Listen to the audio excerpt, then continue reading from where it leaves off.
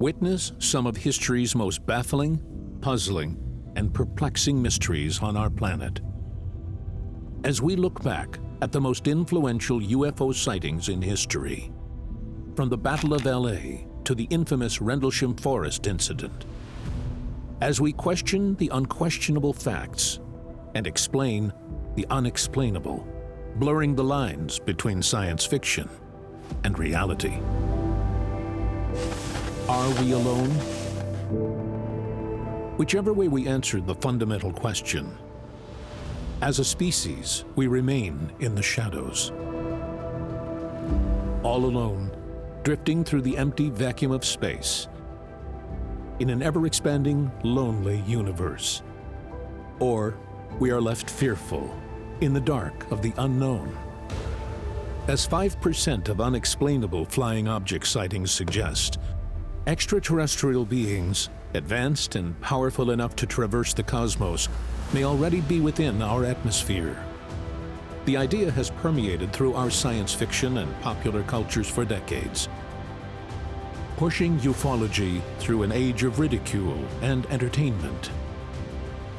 Sightings of unidentified lights in the sky date back as far as ancient Egypt, where fiery discs were seen floating across the sky.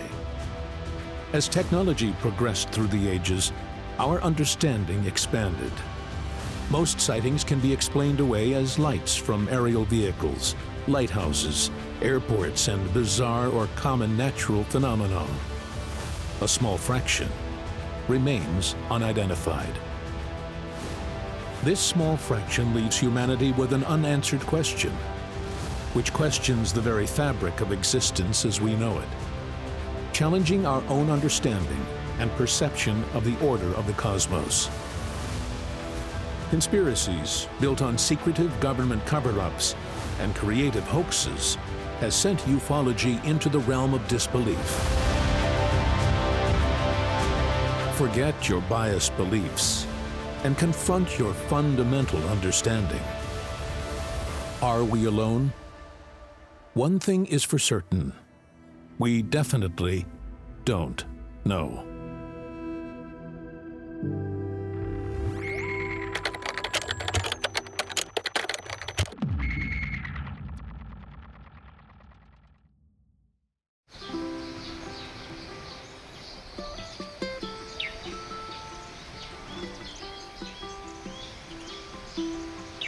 The prelude to one of the United States' most intense aerial mysteries falls on the backdrop of the devastating attack on Pearl Harbor.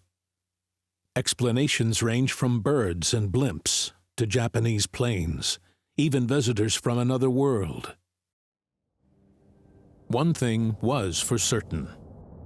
It was an unidentifiable flying object. A UFO.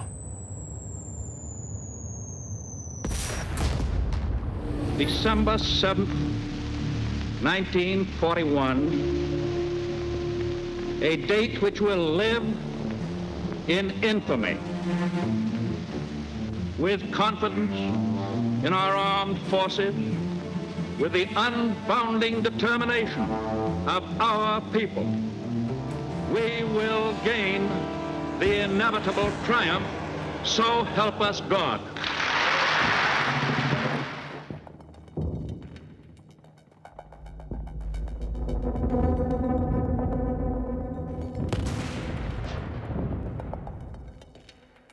Reports of strange flying objects in the sky are older than the United States.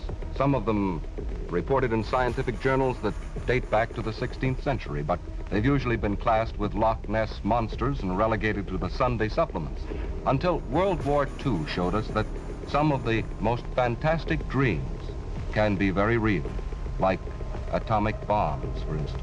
And since the close of the war, hundreds of reports of strange objects in the sky have been filed with the Air Force, and most of them have been easily explained.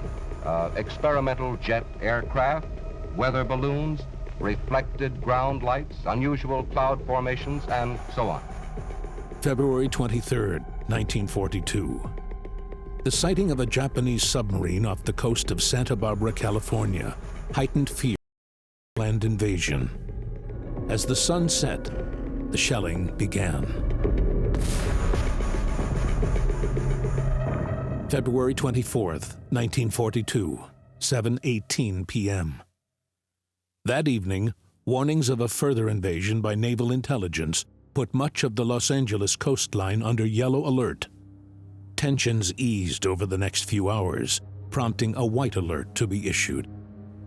February 25th, 1942, 2:25 a.m. Air raid sirens penetrated the night silence. Radars pinpoint an unidentified flying object approaching the metropolis, forcing a blackout. LA descended into darkness as the gunners prepared for the invasion.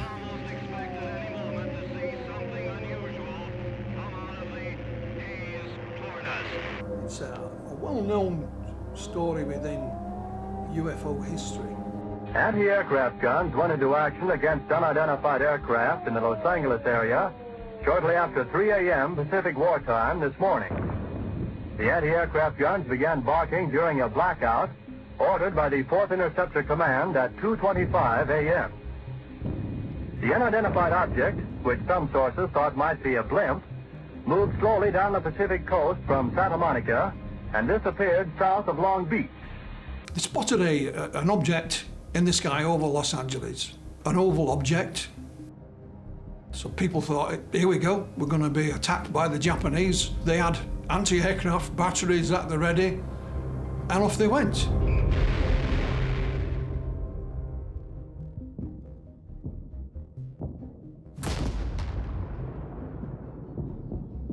Fired thousands of rounds at this thing. It was caught in the searchlights, you know, of the city.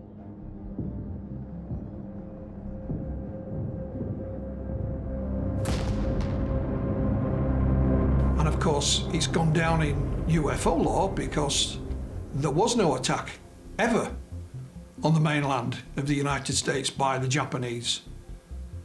So some people said, well, perhaps this oval-shaped object was a UFO. Well, this made headlines in the newspapers. And the reason it didn't get hit is because it's not of this earth. Captured by a Los Angeles Times photographer, the famous photograph gave history a glimpse of the source for LA's most frightening air raid. Black and white picture. You see the searchlights all converging on an object in the sky. There's some anti-aircraft fire around it. And it looks like when the searchlights, you know, are all linked together, all come together, that there is some kind of object within it. That's fueled speculation as to what it may or may not have been.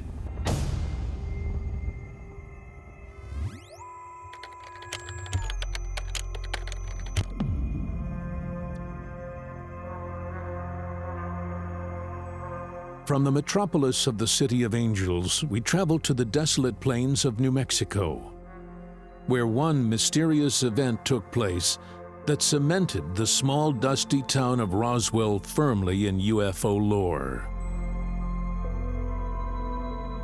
This is the Roswell Incident,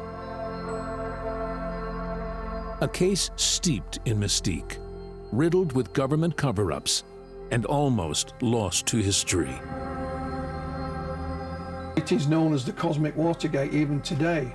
Even the skeptics will agree that something crashed at Roswell. There's no denying. The Air Force agrees that something crashed there. It's a question of what, who do you believe, what evidence do you have to support it. We expect the cowboys and Indians to come riding past. It's rocks, sand, cactus. The townsfolk have a saying about Roswell that it's 200 miles from nowhere, and it pretty much is. Headline edition, July 8, 1947. The Army Air Forces has announced that a flying disc has been found and is now in the possession of the Army. Army officers say the missile, found sometime last week, has been inspected at Roswell, New Mexico, and sent to Wright Field, Ohio, for further inspection. What they recovered was supposedly a vehicle not of this world, a flying saucer. The airbase that was just outside of the town was the Roswell Army Air Force. The Army and the Air Force were one group in those days. There are claims that Roswell was a significant place for an alien spacecraft to be in action on this planet, because it was the home at that point of the 509th, which was the only squadron, airborne squadron, trained to drop nuclear weapons on the face of the Earth. They were the ones responsible for the atomic bombs during the Second World War, although they weren't flown out of Roswell.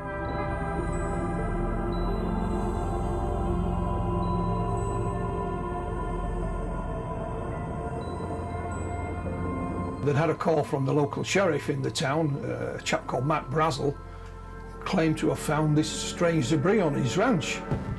So they sent Jesse Marcel to investigate. He brought some of this debris back. En route back to the base, in the early hours of the morning, he woke up his son, Jesse Marcel Jr., spread this material on the kitchen floor. His son picked this piece of material up that looked what they call an I-beam, with these strange symbols on. And his father said to him, "Son, you may be the first to see writing from another world." Apart from the I-beam that is described by his son, one of the most peculiar properties of this material was what they nicknamed memory metal. So it looked pretty much like aluminium, but it was extremely lightweight, almost had no weight at all, and then when you crushed it, you could crush it easily, and then you'd let go and it would just spring back into its previous shape with no creases, no marks. His son, who went on to become a doctor and also served in the military as a flight surgeon, said, "I've never seen anything like it before then, and I've never seen anything like it since then."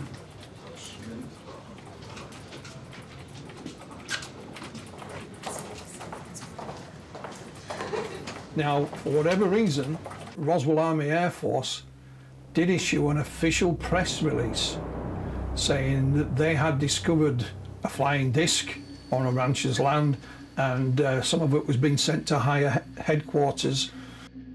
That particular press release went around the world.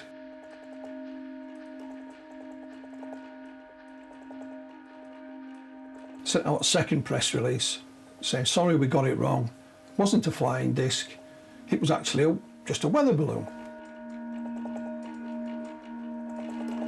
They brought in the press photographers, and there's a set of photographs. And there is Major Marcel holding bits of this material, which is clearly a weather balloon. However, Major Marcel said, "That is not the material that I collected from."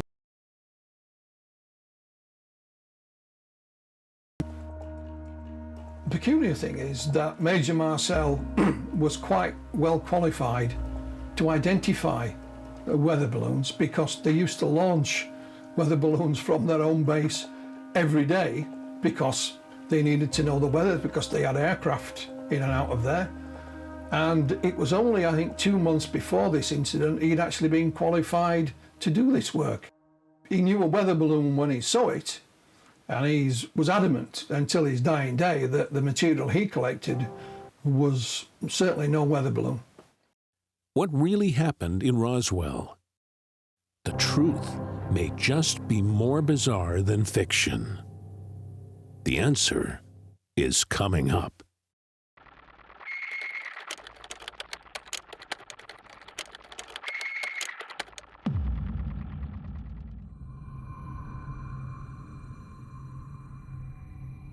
Seen in the distance, in the depths of the forest, military personnel witnessed hazy lights descend through the treetops. Unbeknownst to the men involved, the chance encounter in the few days following Christmas in 1980 became the most famous, highly polarizing, and deeply investigated UFO encounter in British history. Was it a hoax? Or were we really visited by beings from a distant star system? This is the Rendlesham Forest incident.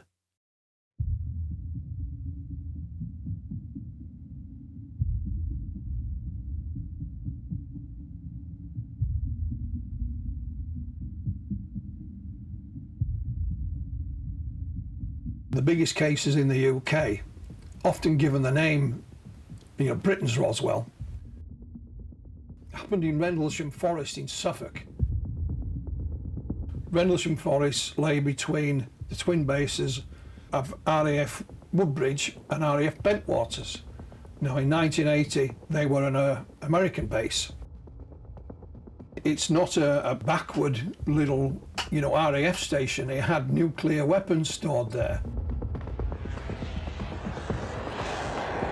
Now, in 1980, they were on high alert because there was tensions throughout Russia and some of the Soviet bloc countries. Some events happened in late December 1980 over a period of 3 nights. There was apparently a sighting of a UFO there. There's subsequently a document came to light which is known as the Holt Memo, because Charles Holt, who was the acting base commander that night, wrote up the events, and he said that his men went out to investigate strange lights in the forest. What's subsequently been claimed is that they encountered a UFO and that there were aliens involved, and that this may actually have been some collusion between the American military and the aliens to do with a craft that needed to come down somewhere to effect its own repairs. First night, some strange lights were seen in the forest, and one of the security police saw this and asked if he could go and investigate. So 3 base security personnel were sent. They travelled into Rendlesham Forest, which was then public land, it was not military land. One stayed with the vehicle because they were having problems with their communications. Jim Penniston and John Burroughs were the 2 airmen that went into the forest. You could see this thing in amongst the trees. They claimed that as they approached it, what they saw was not just lights, it was a triangular shaped craft, either hovering or, on legs just above the ground. Red lights on the top, blue lights underneath. Wasn't that big, maybe the size of a medium-sized car. Jim Penniston claims he touched it, it felt warm and smooth, and there were these strange markings down the side of it. They walked around it, and then it moved off through the trees. They were then accompanied by their 3rd colleague, and they tried to chase it through the trees, but it was gone. They reported this in the incident log when they returned to base. Then on the 3rd night, the deputy base commander, Colonel Holt, was on site, and they were having a post-Christmas dinner. Awards were being given out, the base commander was there, and one of the security came and said, Colonel had heard about what had happened, and they said to him, it's back. What's back? This is the UFO. So the Colonel thought, I'll take some men into the forest and I'll do away with this nonsense. Now, he wasn't in military uniform at the time, so he went and got changed first, picked up his small tape recorder, a little handheld thing, selected a few men, off they went. First problem they had these sort of diesel-powered lights, they're called light-alls, and they wouldn't work. They were arguing that there was no diesel in them, but of course they were full. So they proceeded into the woods, into the forest. The Colonel was first taken to the location of the first night's encounter, and one of his colleagues had brought a Geiger counter along with him, and he waved it over the area, and they got higher readings, not dangerous, but higher readings where this object had supposedly been. They looked up in the tree canopy. It looked as if the branches were broken because the trees were quite densely packed. Looked like something had descended through the trees. Then out in the distance, the Colonel could see this red-orange light, not high in the sky, but low down. So it looked almost like an eye blinking at you. And all the while he's recording. At approximately 01:25 hour. The indentations look like something twisted as it got, as it sat down on them. Looks like someone took something and sat it down and twisted it from side to side. Very strange. Hey, this is Erie. Why don't you do the hot spot. This is strange. Here, somebody want to look at the spots in the ground? Zero 148, we're hearing very strange sounds out of the farmer's barnyard animals. They're very, very active, making an awful lot of noise. They came to the edge of the forest, and then there was a farmer's field. Beyond the field was the farmhouse, and he said this orange thing was in the field. And it was so bright it lit up it reflected off the glass in the windows of the farmhouse, and it made the farmhouse look like it was on fire. The light is gone now. It was approximately 120 degrees from the site. Is it back again? Yes, sir. Oh, dash the flashlight, sir. Let's move out to the edge of the clearing so we can get a better look at it. See if you can get the star scope on it. The light's still there, and all the barnyard animals have gotten quiet now. Yeah, we're heading about 110 to 120 degrees from the site out through to the clearing now. Still getting a reading on the meter. About 2 clicks. Meter's jumped 3 to 4 clicks, getting stronger. Now, some people have said what the colonel and his party were looking at was the lighthouse. There's a lighthouse out on the coast at Orford Ness. The colonel said I could see the lighthouse as well as this. I knew what the lighthouse looked like anyway, and this thing was in the field. Okay, we're looking at the thing. We're probably about 200 to 300 yards away. It looks like an eye winking at you. It's still moving from side to side. And when you put the star scope on it, it sort of has a hollow stare, right? Dark stare. It's like a pupil of an eye looking at you and winking. This thing moved closer to them. They all got a bit edgy, and then it burst and it was gone. When they looked, somebody notified the colonel, and there was 3 or more objects in the sky. And they said at one point a beam of light was shot down towards them. Okay, here he comes from the south. He's coming toward us now. Now we're observing what appears to be a beam coming down to the ground. This is unreal. And it landed, it was, and I went towards them. I don't mean a long way off. It was just a few yards away from them. He didn't know if this was a weapon or warning. Some of these lights were also seen over the weapon storage area. 400 hours, one object still hovering over Woodbridge Base at about 5 to 10 degrees off the horizon, still moving erratic and similar lights and beaming down over here. So they chased these lights through the forest for a couple of hours or more. And then he thought, well, I'm wet. There's nobody come, He expected that there might be an aircraft intercept or a helicopter, or nothing, nobody. So decided to return to base. He reported it to his commanding officer. He was later asked to write a memo, which was just a 1-page thing that he wrote. And he sent that to the Ministry of Defence. Unbeknown to him, the Ministry of Defence sent one to the United States Air Force.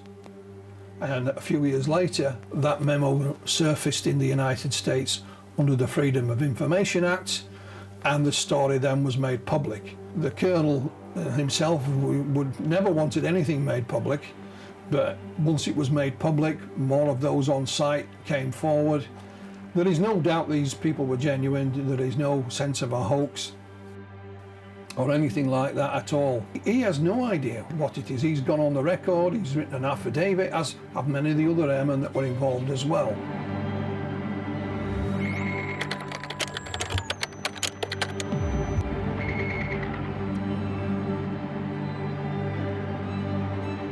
From the lush landscape of Surrey, we travel to the dry, dusty terrain of Texas. Century-old tales of flickering orbs of light in the distant, uninhabited desert are still to this day witnessed by thousands. Dancing across the deserted landscape, the glowing orbs have mystified locals, scientists, and investigators for generations. Speculation over the decades has gone from Apache campfires in the 19th century to 21st century alien spacecraft, and everything in between. From falling stars to a simple mirage. Is there even an answer? This is the Marfa Lights. The Marfa Lights. Marfa's in Texas, in the United States. And it is one of several locations around the world where these strange lights are observed. There's no houses there, there's no roads, no cars, no street lights. To give you an example, there's a place in Norway called Hessdalen in central Norway. And they too have these strange lights. The Norwegians have studied this, and there is a 24-hour monitoring station in Hessdalen even now.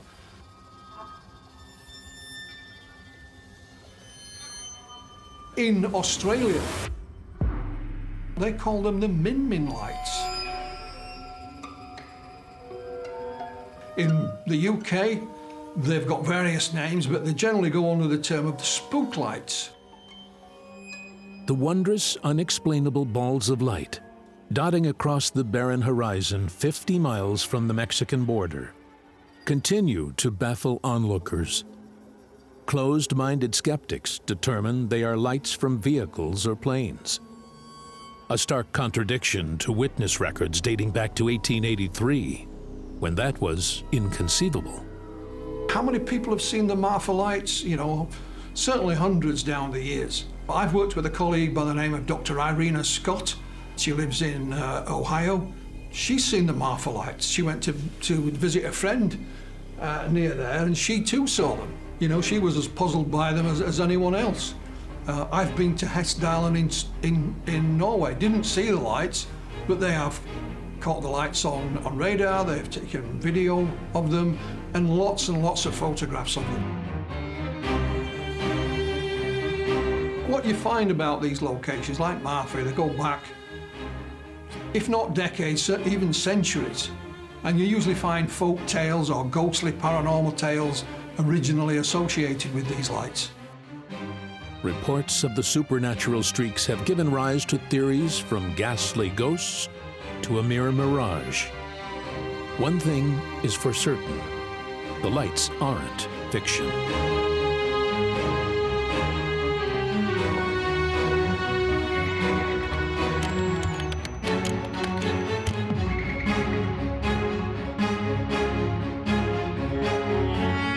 What was the catalyst for the Battle of LA and the largest barrage of anti-aircraft fire from American soil?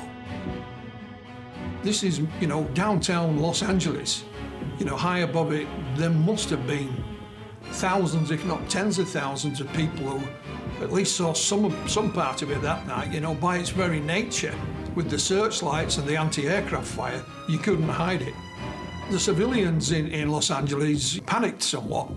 They thought this was an attack by, you know, the armed forces of Japan. The barrage of artillery fire on the UFO damaged several buildings and vehicles and brought the death count up to 5. The LA chaos brought on 2 heart attacks and 3 fatalities from vehicle accidents. Declassification of government documents highlighted a secret investigation into the ominous, ambiguous UFO, stating that the initial discharge of artillery fire was from orders to destroy a balloon with a red flare attached. The barrage then ensued, with servicemen reporting they had fired upon balloons, airships, and even reported setting alight an enemy plane. Was ruled out. No aircraft had been launched on the night in question. Any aircraft seen could only have originated from American soil. A theory put to bed by the secret U.S. investigation. Back in the day, in 1942, the U.S. authorities said it had been nerves, that some people were trigger happy, and in fact that nothing was caught in the searchlight beams. So it was just you know, nervous tension. The air raid sirens had gone up, and at the first hint of anything, why not shoot at it? Henry Stimson, the Secretary of War, had a different viewpoint, stating that at least 15 planes had buzzed the city, fueling speculation of enemy agents in commercial aircraft set out to strike fear into the hearts of the LA residents. His account, although taken back at a later date, corroborated thousands of eyewitness accounts claiming to see aircrafts in the night sky. No one had a definitive answer. It was all speculation. The story faded away until a new theory was touted in 1948. And this time, a tried and tested explanation was trotted out by the authorities. And this time, of course, it was a weather balloon. This theory was supported by the fact the target was moving too slowly to be a plane. It's a tried and tested explanation, is the weather balloon, and I think they still use it to this very day. A weather balloon is something that is launched even today. We still use them. It goes into various parts of our atmosphere and does, what it says on the tin. It reads the weather, not just from its location, but it can carry equipment, sometimes to test the weather in other areas or other parts of the atmosphere. And of course, that goes back to the ground. There was thousands of rounds of anti-aircraft fired at whatever this may or may not have been. And of course, nothing was shot down. Nothing. No weather balloon, no Japanese bomber, no flying saucer, nothing. With all the theories being thrown around, one thing is certain. No one knows definitively what caused it, remaining an enigma for all time.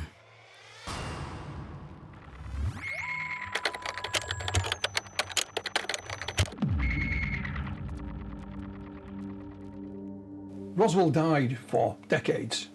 Nuclear physicist Stanton Friedman met quite by chance Major Marcel in the late 1970s. And that's really when the investigation began. In the 1990s, it hit the headlines again for a whole host of reasons. And another investigation took place, this time on an official level. And the United States Air Force provided a huge, great tome, a huge, massive book about Roswell, saying that it was now still a weather balloon, but these weather balloons were part of a secret monitoring device, which was called Project Mogul. Basically, Project Mogul launched some equipment into the higher atmosphere to check for Soviet nuclear experiments, tests. It was discontinued for two reasons. First of all, because it was only limited in its effectiveness, and secondly, because the Americans managed to find better ways of spying on the Russians.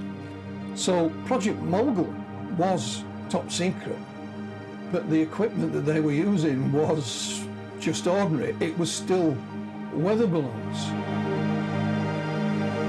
Somebody said, well, according to some of the eyewitnesses that have subsequently come forward, there was also dead bodies found at the crash site. So I never talked about it again? I never mentioned it to anybody? Not by Major Marcel, but others. And when they were saying dead bodies, they meant aliens.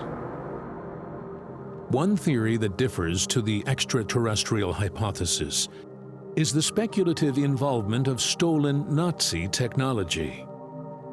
After Operation Paperclip secretly transported Nazi scientists and engineers to America, pilfering the Nazis of their knowledge and technology, leading some skeptics to question whether further secret operations were initiated when the Third Reich finally fell. Some claim the crash was part of a secret test flight of Nazi flying technology called the Bell. The theory alleges that the technology, propelled by electric particles, failed and fell out of the sky in a test flight, only for the unstable project to then be decommissioned. At the heart of this, the flying saucer press release, i.e. the press release put out by Walter Haut that said that they'd captured a flying saucer, was probably a pretty bad error of judgment in the heat of the moment, because they realized that they'd got some of their own technology and they didn't want people to know that there were experiments going on locally, and they completely over-egged the press release, which meant that they had to retract it very, very quickly. The Air Force then said, well, They were actually crash test dummies, not related to Project Mogul at all, but we used to have these large wooden mannequins that we dropped from a high altitude, as you know, to test parachutes and so on. But the only thing that was wrong with that is they didn't start using those until the 1950s. And of course, the Roswell incident happened in 1947. So they got the wrong decade as well. In all, the Air Force had given out 4 different aspects of what this was. First of all, it was a flying disc. Then, no, it was a weather balloon. Then, no, sorry, no, it was Project Mogul, which was still weather balloons. All the dead bodies were crash test dummies. All we forgot, they were from the 1950s. So they have 4 different interpretations of what happened. That's why, one amongst many reasons why people are suspicious of the official version. A reasonable guess would be the following, that what the Army Air Force thought they were doing and what Walter Haut, who released the press release, thought he was doing, was sticking out a story that would be spectacular and distracting for a short amount of time, at which point they could say, oh, sorry, we made a mistake, it was just a weather balloon. That's why they would stick it out. I don't think they thought for 1 second they'd got alien hardware, and if they had, I don't think they would share that with the world, because they'd be too busy getting their heads around what they had to do with it and who was in the need to know. If you think about Roswell, and you think about what initially was recovered, and you go back to what Major Marcel said, it was strange debris. So the story has grown as the decades have gone. So it went from some strange debris found on a farmer's property to what is called the Cosmic Watergate, this huge great cover-up of first contact. Although it was a bit unfortunate for the aliens because they died.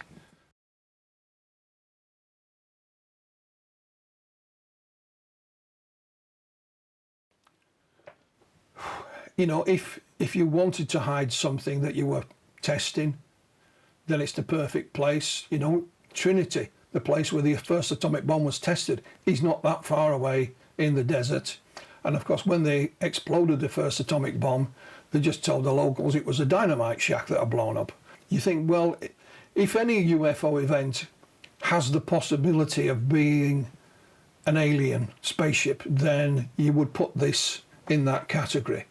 So you cannot prove it conclusively one way or another, but I would say the odds lie in the favour of it looking like that. I'm truly sceptical about the alien thing, and there are a number of reasons to be sceptical about it. First of all, let's just do a reality check on this. There were lots and lots of UFO books published between the early 1950s and about 1980. And a number of those played up certain cases that were taken to be hugely important and hugely spectacular, including the Betty and Barney Hill abduction case. Roswell's virtually non-existent in those books. There are other crashed saucer cases around then, so I'm sceptical because it just doesn't turn up. No information appears to leak from it. However, you have to keep an open mind. Me personally, I sit on the fence. I believe something peculiar happened there. I don't believe the weather balloon or Project Mogul, it doesn't fit. The evidence that the Air Force have provided doesn't fit. Would not surprise me, however, if it wasn't something that the military themselves were experimenting with that was quite gruesome, hence the reason to keep it quiet. But I don't believe any of the balloon baloney it's called. When it comes to UFO cover-ups, if you think about it from a military perspective, if you are testing something that, for whatever reason, strays into an area where it comes in contact with the public, the general public, then the perfect cover-up is to call it a UFO, because people would go running around looking for something that simply didn't exist at that time. And in reality, it was something that the military had been messing with. The authorities in any country, it is their duty to keep secrets in the first place. That's part of what they do. So they can keep things very secret. Things happen that shouldn't. It would never surprise me if there's some of the UFO events that we perhaps look at in different parts of the world are not something that's man-made and has gone not as planned, shall we say.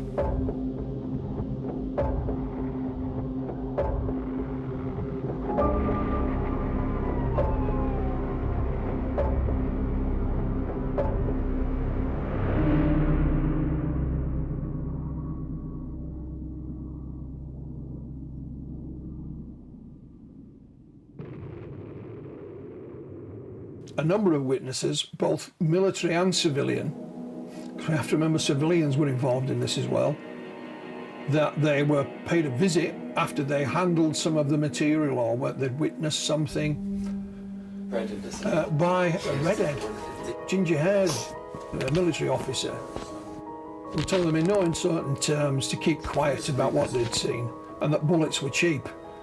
You know, someone might find your bones in the desert, that kind of thing, veiled threats.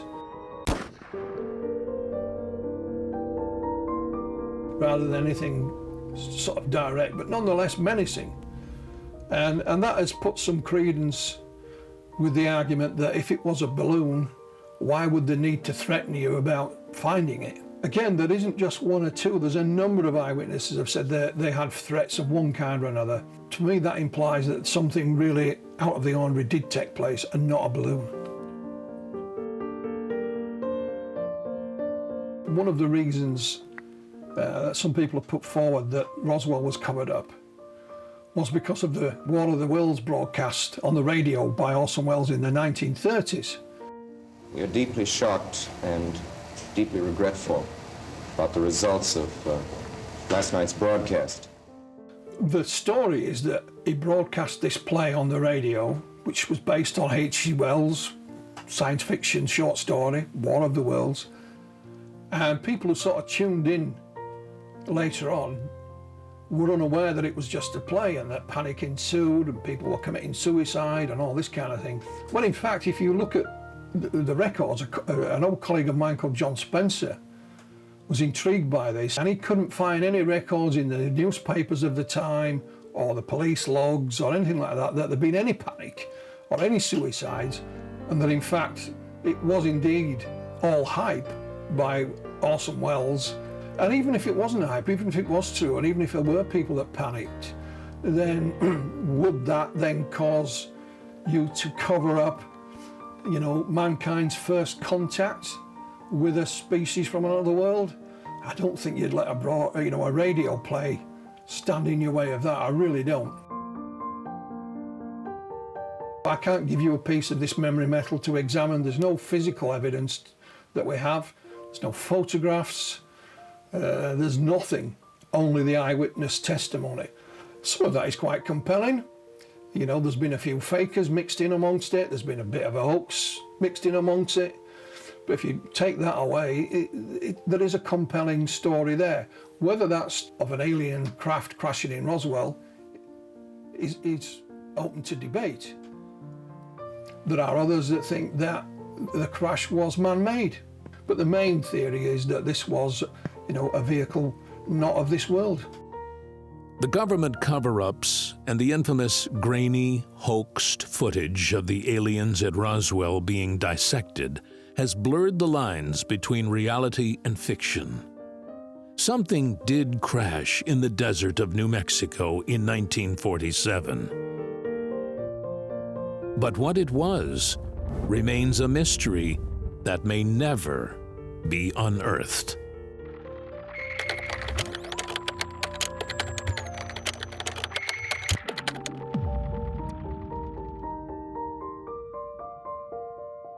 In the world of British ufology, no case is more enticing than the incident at Rendlesham Forest.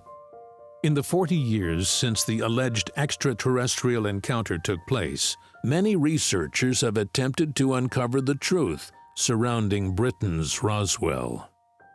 Investigations into the event has given rise to both skeptical and scientific conclusions, riddled with their own contradictions. What gave off these strange lights? Were they man-made, a natural phenomena, or visitors from a distant world? Well, one of the things about all the witnesses at Rendlesham, including Colonel Holt, is their credibility. He wasn't sent to, England for an easy ride. He's been involved with returning prisoners from Vietnam, for example, and, so he had a long and illustrious career in the military. They had all kinds of training, not just walking around with a dog, and a flashlight. You make up your own mind, was this something that the military were testing? Orford Ness has a history of military testing. It's where some of the first radar was tested, at the beginning of in the Second World War, for example. But would you test something where there's a storage of nuclear weapons? I'm not so sure you would. So then you look at the other alternatives. The skeptics will say that over the 3 nights, a number of things happened that they all misidentified. There was, the lighthouse, the re-entry of a satellite or whatever. But the witnesses said, no, I saw this up close and personal. And I've met the Colonel, listened to what he had to say, I think it's highly unlikely that he would misidentify anything, let alone the lighthouse. He went to speak to the lighthouse keeper. And he says the lighthouse has 3 coloured lights on it. The red one goes out to sea because red means don't come here. So if you were seeing a red light, you must have been out at sea. He has no idea what it is. He's gone on the record, he's written an affidavit, as have many of the other airmen that were involved as well. One little intriguing thing, as I mentioned, the first 2 airmen that went into the woods were Penniston and Burrows. Now, Jim Penniston is the one that said he saw a craft, touched it, etc. His colleague, John Burrows, who was standing just a few yards away, looking at the same thing, said, I never saw any craft, I only saw lights.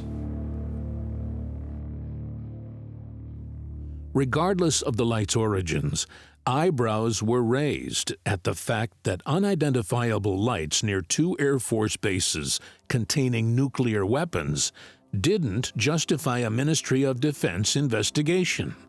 Lord Hill Norton, former Admiral of the Fleet, said that either these gentlemen saw what they claimed to have seen, or they were all under the influence of something illegal, which either way, surely that must be of defence significance. Investigations undertaken by ufologist Dr. David Clark in 2018 claimed the lights were a case of revenge. According to Clark, British SAS troops parachuted near RAF Woodbridge to test the security at their nuclear site, a potential target for Soviet agents. At the height of the Cold War, U.S. Air Force men heavily interrogated the intruders, beating them up and throwing insults, calling them unidentified aliens. Scheming to get their own back, the British troops hatched a plan to show them what truly is an unidentified alien. Attached to black helium balloons were remote-controlled kites. Lights and colored flares were also rigged to the canopy. Disputing this theory, U.S. airman and witness to the event Jim Penniston claims to have been within touching distance of the craft, too close to mistake the vehicle for balloons and flares. Upon returning to base, Penniston claims his 4-page tell-all witness statement was reduced to a small generic cover story, omitting his claims of being close-up and personal with a craft he couldn't explain. A classic gagging order, if you believe his claims. From there, the story takes an incredible dimensional twist, according to Penniston. He has never believed it was extraterrestrial. Based on his evidence, it was an interdimensional type craft. Us from the future. One of the books I published is by a scientist, a UK astrophysicist. It's called Andrew Pike. And Andrew had studied the case for many years. He'd spoken to a lot of the eyewitnesses or gained their testimony. some of his conclusions were looking at sort of rare natural phenomena that give off luminosities. They have the nickname of Earth lights. That was an idea he went down. The official title for them is UAPs, Unidentified Atmospheric Phenomena. He thinks that this may be an area where this phenomena appears, because down the decades there's been other sightings in the area, you see. This wasn't just a one-off. The theory is if you get too close to this energy that it's given off, it can affect you and you can interpret what you're seeing in a different way. Others are not affected at all. Hence we have Jim Pennison and John Burroughs. One sees a craft, one just sees the lights. That was one of his theories, but he also speculated that maybe there was a craft there, but maybe it may well have been, you know, something experimental, and that whatever happened, it did affect those that got close up to it as well.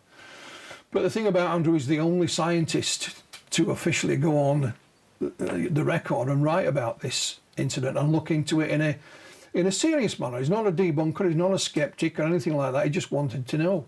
So his ideas should be welcomed, but it certainly provided food for thought. With no hard evidence apart from the audio tape, written affidavits, and potentially falsified witness statements, conclusions on the incident remain as theories. Undoubtedly, we may never know the truth, the real truth.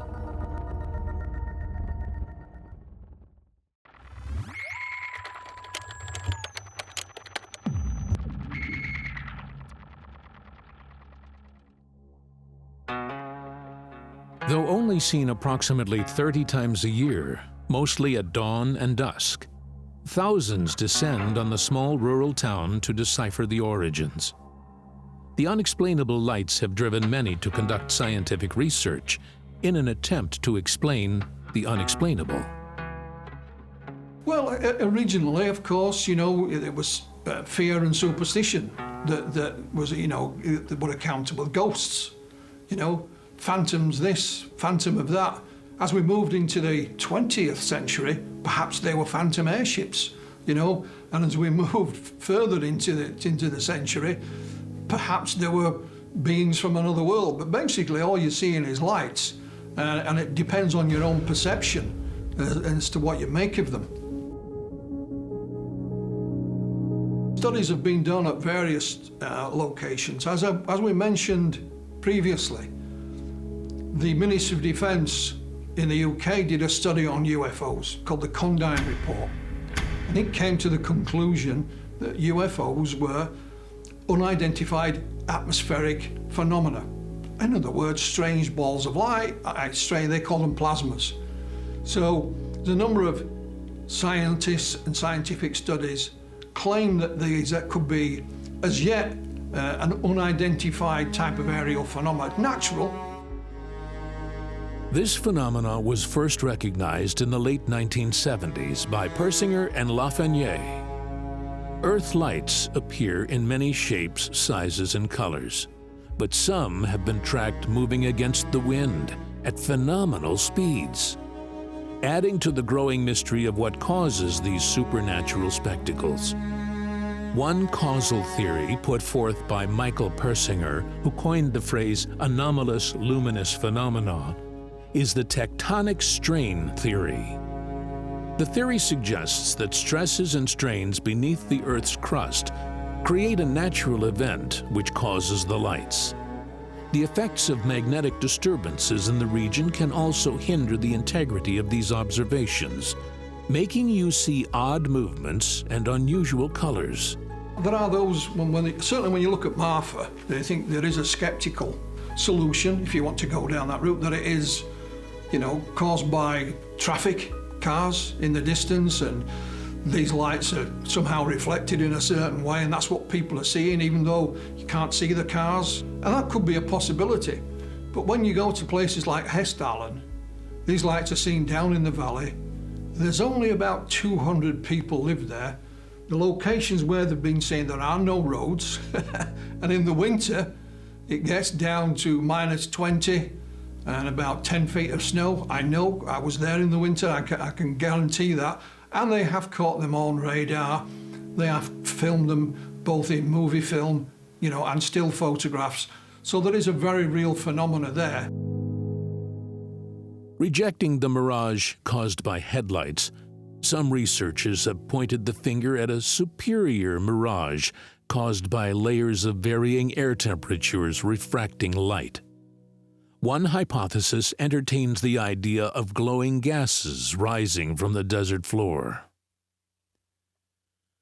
Swamp gases such as methane and phosphine are known to ignite with oxygen under unique conditions. Even with no marshland in sight, the rare phenomenon is possible in the western Texas desert. Reserves of natural gases and oil lie in the surrounding ground in Marfa, shining a light on the potential cause of the mystery. The various mysterious lights will probably turn out to be some kind of atmospheric phenomena that as yet is understood by mainstream science and has nothing to do with ETs at all. Unknown. The official position is unknown. Though theories have been provided, the fact of the matter is, these are just theories. No facts have been proven. The mysterious phenomena, which has stumped its observers for centuries, remains beyond our human understanding.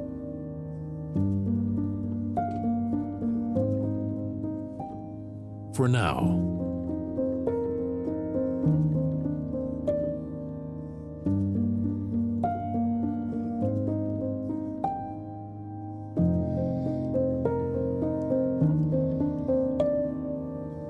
Whether you are a believer or a skeptic, unidentifiable flying objects are within our atmosphere.